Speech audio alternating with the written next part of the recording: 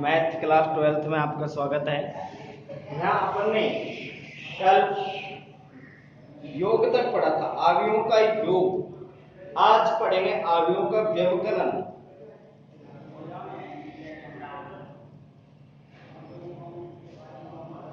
अवयवों का व्यवकलन क्या पढ़ेंगे आज? अवयवों का व्यवकलन पढ़ेंगे। देखिए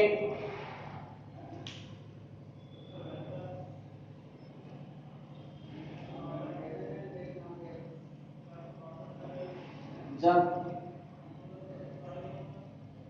दो अवयवों का व्यवकलन तभी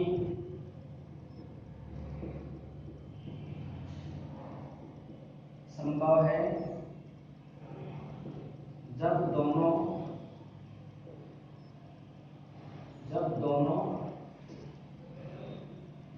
अवयव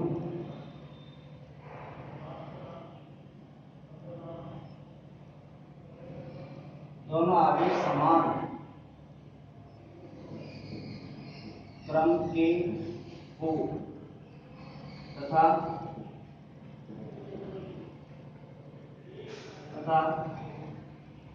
अवयव ए के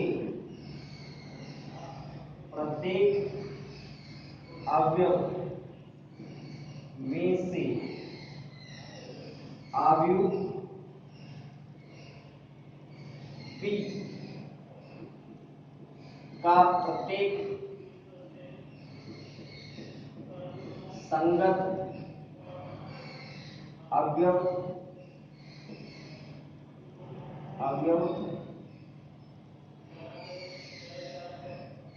घटाया जाता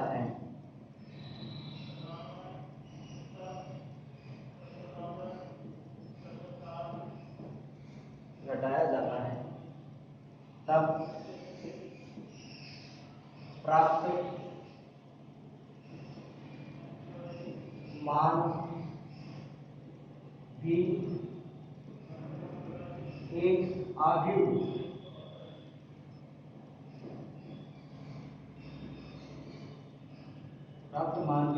प्राप्त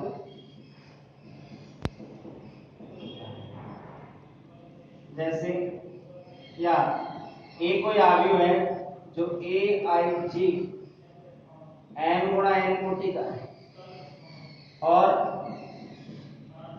अवयव बी बराबर बी आई जी एम गुणा एन, ये समान क्रम का होना चाहिए। अवयव कैसा हो? समान क्रम का होना चाहिए। तो अवयव ए में ए माइनस बी घटाएंगे, अवयव का व्यवकलन करेंगे A I J minus B I J M गुणा एन। जिस क्रम के दोनों अवयव होंगे घटाने के बाद भी उसी क्रम का अवयव प्राप्त होगा। जैसे एग्जांपल के तौर पर लें अपन, किस तरीके से घटाएंगे। मान लीजिए कि अवयव ए कोई अवयव है 5 8 7 3 और बी कोई अवयव है 2 5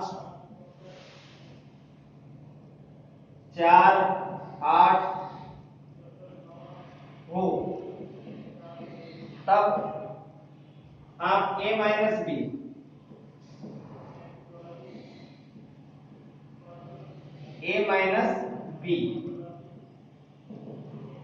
प्राप्त करें। ठीक है, ये ज्ञात करना हो तो आप इसी तरीके से घटाएंगे a माइनस बी बराबर अवयव 5 8 7 3 में से 2 5 4 8 इसको घटाना है। तो घटाएंगे तो उसी तरीके से घटाएंगे, 5 में से 2 घटेगा। संगत अवयव a11 B11 A11 में से B11 घटेगा, 5 में से 2 को घटाना है, 8 में से क्या घटेगा 5, 8 में से 5 को घटाएंगे इसको, ये है दूसरी पंक्ति पहला स्तंभ, 7 में से 4 घटेगा, दूसरी पंक्ति पहला स्तंभ, इसके संगत ये वाला अवयव होगा 7 - 4, और 3 में से कितना घटेगा 8, तो आपका मान आया है यहाँ पर 3, 5, इसमें से 3 बचेंगे, इसमें 3 बच गए, यहाँ पर -5। इस तरीके से आपको 2 गुना 2 क्रम का, ये भी 2 क्रम 2 का है, ये भी 2 क्रम 2 का है, तो इस प्रकार से आप व्यवकलन करेंगे, कोई भी 2 अवयव होंगे उनका व्यवकलन करना पड़े तो इस तरीके से अपन करेंगे। अब देखिए गुणनफल, अवयवों का गुणनफल,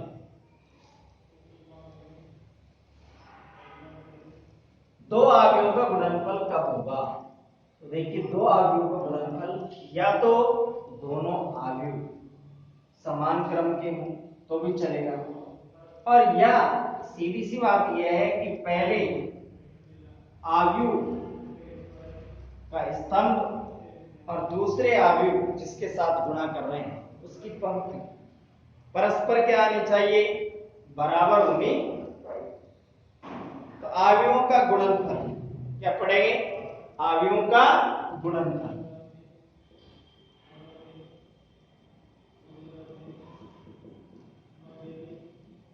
का गुणनफल, 2 अवयवों को गुणा किस तरीके से करेंगे, 2 अवयव A व B का गुणनफल गुणा तभी संभव है, तभी संभव है जब अवयव A के अवयव A के स्तंभों की संख्या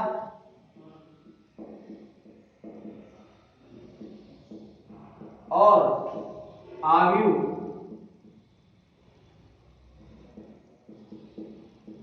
B के पंक्तियों की संख्या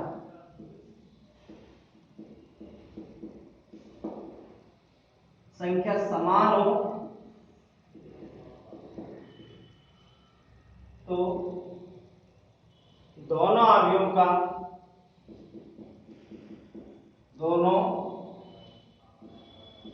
का गुणनफल प्राप्त होगा।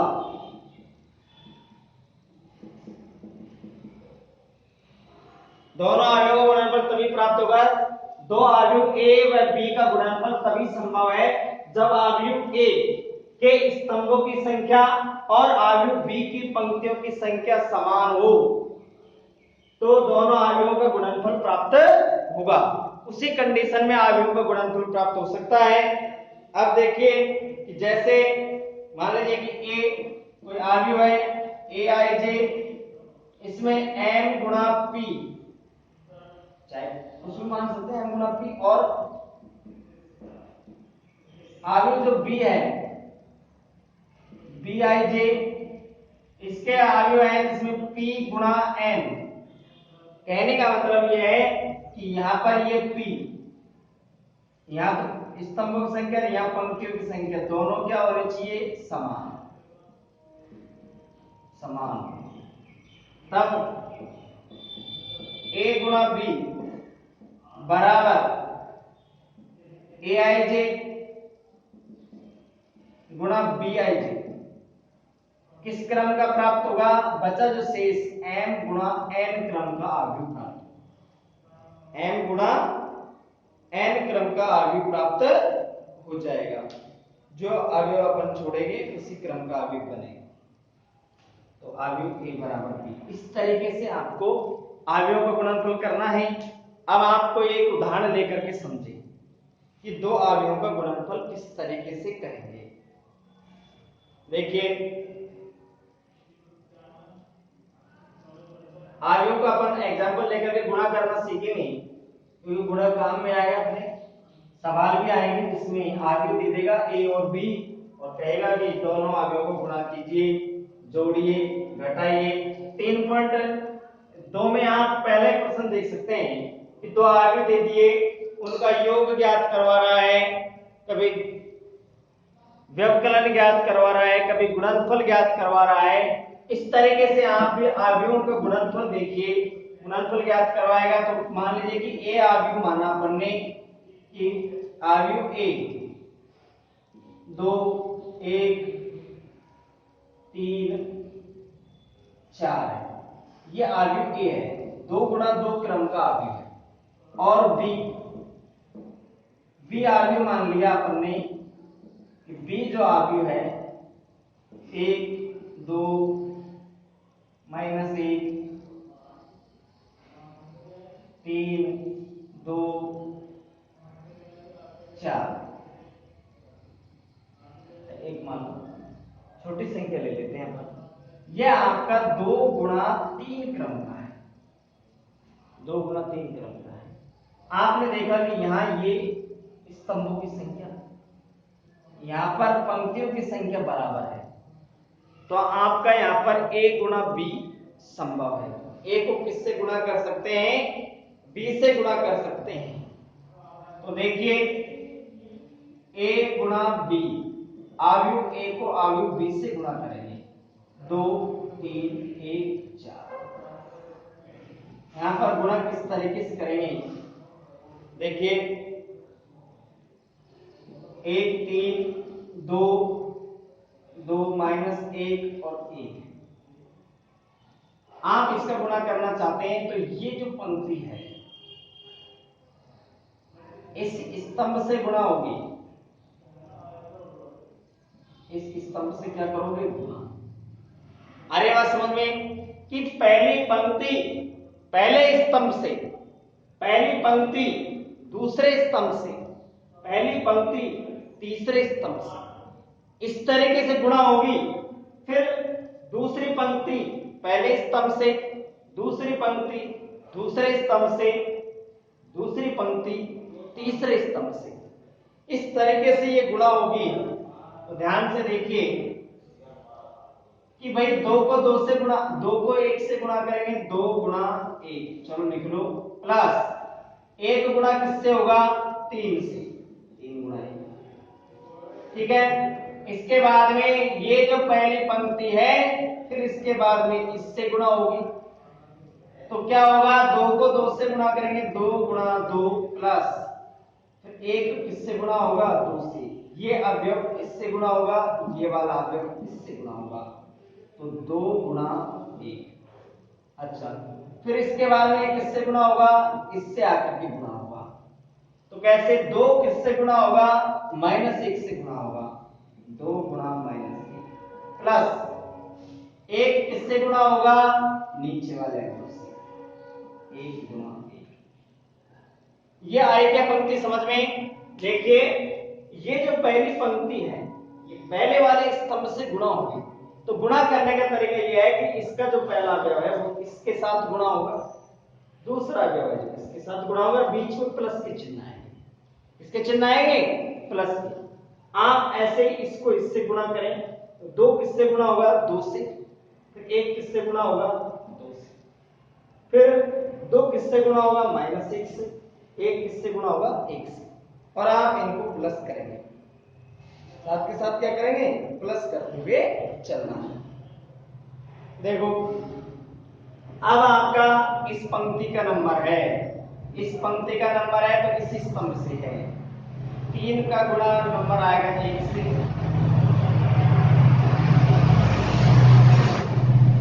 4 गुणा होगा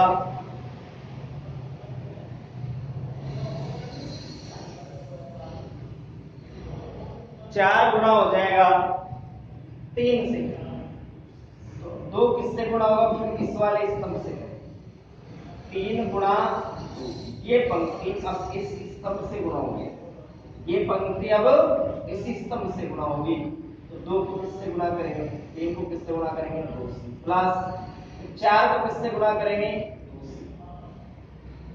फिर देखिए आगे, इस पंक्ति को अब इससे गुणा करना है, 3 किससे गुणा होगा भाई, -6, 3 किससे गुणा होगा, -6, और 4 किससे गुणा होगा, 1 से गुणा होगा, 4 को किससे गुणा करेंगे, 1 से गुणा करेंगे। इस तरीके से हमने गुणा करा, तो यहाँ पर 2 पंक्ति और 3 स्तंभ, बताओ सही है कि नहीं है। जो शेष जो क्रम बच रहा था, इस क्रम का प्राप्त हो गया, वो तो समान हो गया। देखिए इसमें आगे क्या आएगा, 2 एकम 2 प्लस 3 एकम 3, 2 दूनी 4, 2 एकम 2, 2 गुणा -2 प्लस 1, अच्छा 3 को 1 से गुणा करेंगे, 3 प्लस 4 तिया 12, 3 दूनी 6 प्लस 4 दूनी 8,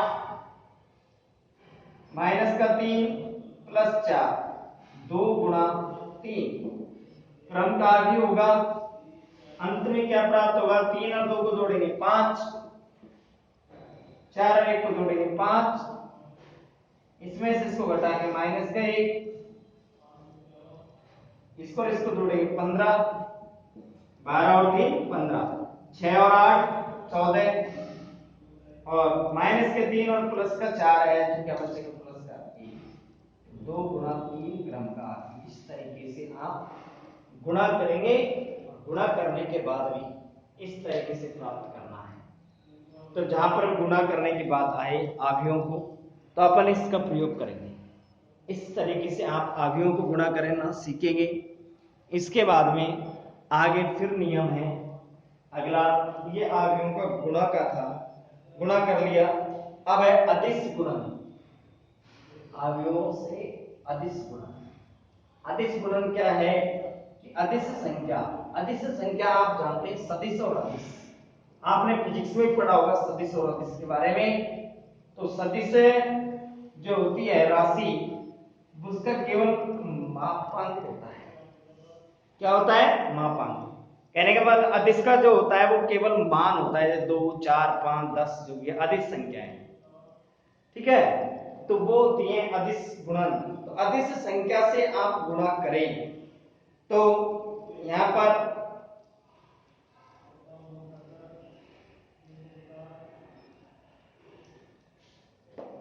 देखिए अगला टॉपिक है अदिश गुणन।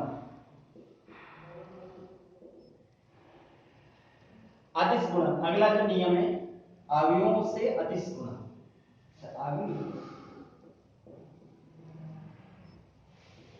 अवयवों से अदिश गुणन।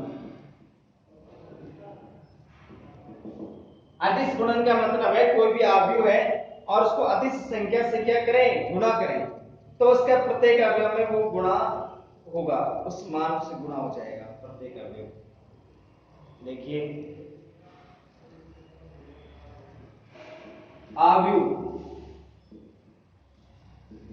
एक को किसी अदिश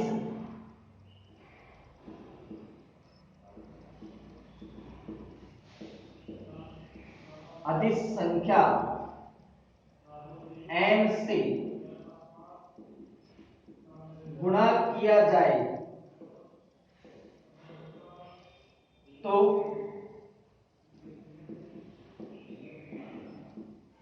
गुणनफल na प्राप्त होगा, अर्थात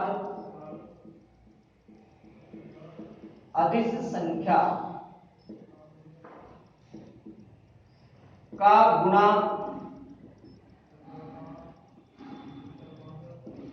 अवयव की आव्यूह के प्रत्येक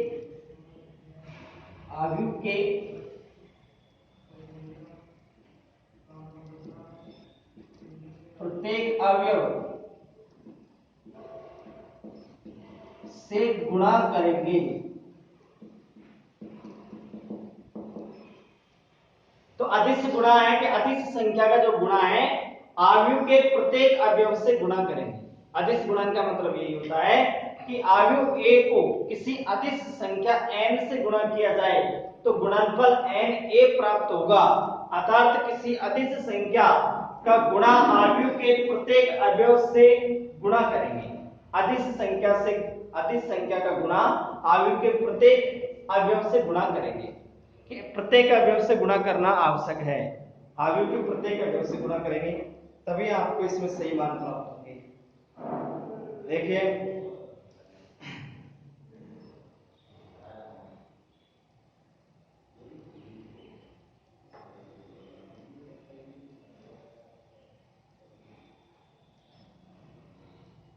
मान लीजिए ए कोई आव्यूह है, ए आई जी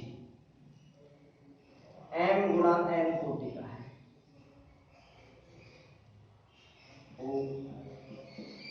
तो n से गुणा करेंगे तो n a और उसके n जो है वो अंदर प्रत्येक आव्यूह से क्या हो जाएगा, गुणा हो जाएगा।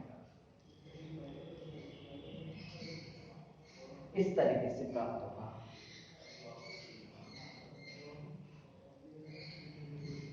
देखिए कोई भी एग्जांपल ले लें अपन,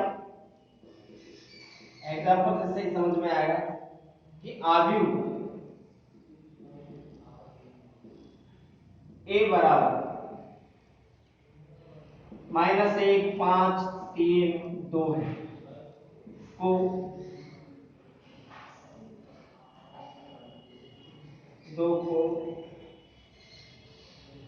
अदिश संख्या 5 से गुणा करने पर या ऐसे आ जाए कि 5a प्राप्त करो।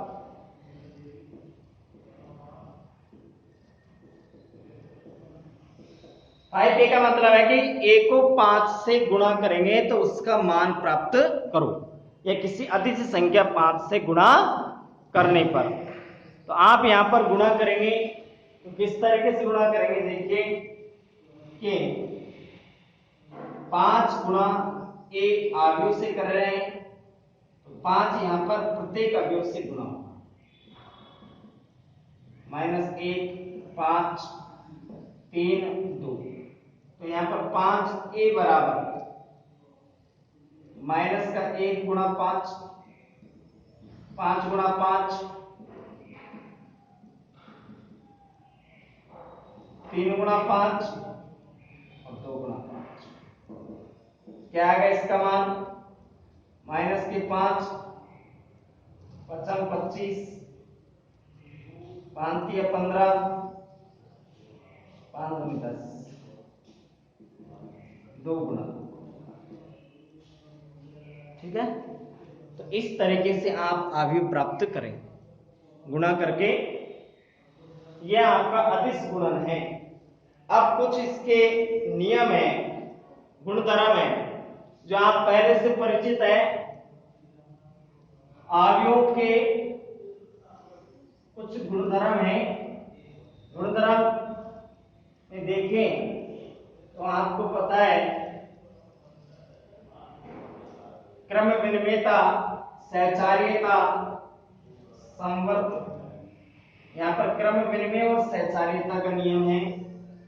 जोड़ में, योग में, व्यवकलन में, गुणन में, यहां पर इनका गुणधर्मों के बारे में पढ़ेंगे। एक क्रम विनिमेयता, योग में क्रम विनिमेयता। योग की बात करें, पहला नियम है आव्यूहों के गुणधर्म। आव्यूहों के गुणधर्म। तो देखिए कि आपने पहले नियमों से परिचित हैं और मैं यहाँ पर शॉर्ट में बता रहा हूं कि आप इनका योग करना सीख चुके पहले कि अवयवों का योग किस तरीके से करते हैं, अवयवों को घटाते किस तरीके से हैं, अवयवों का गुणा किस तरीके से करते हैं। आप कोई भी एग्जाम्पल लेकर के समझ सकते हैं और साधारण से भी आपको पता है कि कोई भी अवयवों का क्रम विनिमयता का नियम है पहला, अवयवों के योग में क्रम विनिमयता।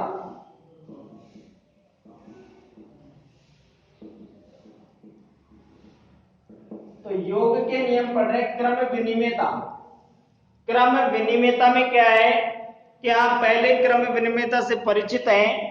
क्रम विनिमयता का मतलब होता है कि इनका क्रम चेंज करें। तो क्रम चेंज करें तो क्रम किस तरीके से बदलेंगे आपको बताया। कोई भी अवयव है, यदि कोई या यदि ए व बी दो अवयव हैं, दो अवयव हैं, अवयव हो तो क्या करेंगे कि ए और बी दो अवयव हैं तो आपको पता है ए प्लस बी करेंगे और बी प्लस ए करेंगे। तो बताइए कोई आंसर में डिफरेंट आएगा क्या? 2 प्लस 5 करेंगे या 5 प्लस 2 करें तो आपको पता है कि योग में कोई अंतर नहीं आएगा। कि दो अवयवों का योग करा अपन ने जोड़ा है तो साधारणतः संख्या जोड़ते हैं, प्रत्येक अवयव में प्रत्येक अवयव जोड़ते हैं, उसी प्रकार से अपन जोड़ेंगे तो इनके योग में कोई अंतर नहीं आएगा। प्रत्येक अवयव में प्रत्येक अवयव जुड़ेगा, समान क्रम का होगा तो आपके योग में क्रम विनिमयता का पालन होता है। आप एग्जाम्पल के तौर पर लेकर समझे तब भी आपको पता चल जाएगा। कोई भी दो अवयव ले सकते हैं, अपने मन से बनाकर ले सकते हैं, दोनों समान क्रम के होने चाहिए और उनका योग करके देखें। a प्लस बी ज्ञात करो पहले, फिर b प्लस ए ज्ञात करो तो दोनों स्थितियों में आंसर आपका बराबर प्राप्त होगा। इसलिए मैं लिख रहा हूं कि अवयवों के योग में, अवयवों के योग में क्रम विनिमयता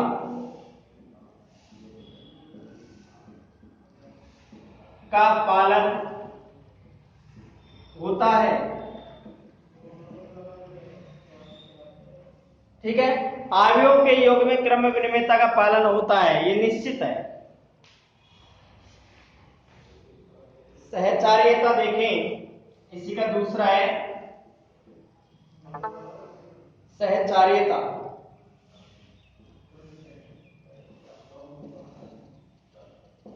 सहचार्यता में यही है कि इसमें 3 अवयव लेते हैं और तीनों अवयवों को अपन वही जोड़ेंगे तो इनमें भी सहचार्यता नियम में भी क्रम विनिमयता का पालन होता है। यदि 3 अवयव ए, बी व सी हो तो a प्लस बी प्लस सी बराबर a प्लस बी प्लस सी। तो यहां पर आपको पता है कि योग पहले भी कर चुके हैं और योग करें तो आपको पता है यहां पर कि योग जब करेंगे तो किसी भी तरीके का परिवर्तन आता है, उसको पता है। आप 2 प्लस 3 प्लस 5 है, पहले इन दोनों को जोड़ लिया 5 है, 5 इसमें जोड़ लिया 10, वही बात आती है। और 2 प्लस 3 प्लस 5 तो यहां पर भी वही बात है, 5 और 3 8, 8 में 2 जोड़ेंगे तो 10। तो यहां पर सहचार्यता नियम का पालन होता है।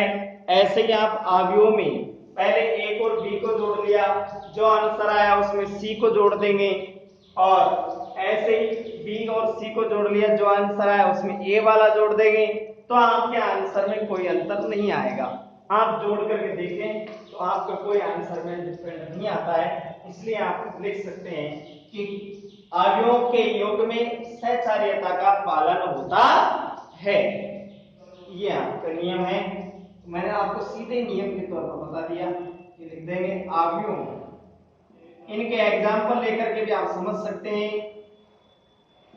एग्जाम्पल लेंगे काफी टाइम लगेगा। अवयवों के योग में सहचार्यता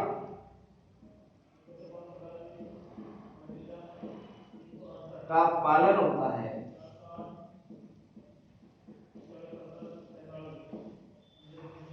ठीक है।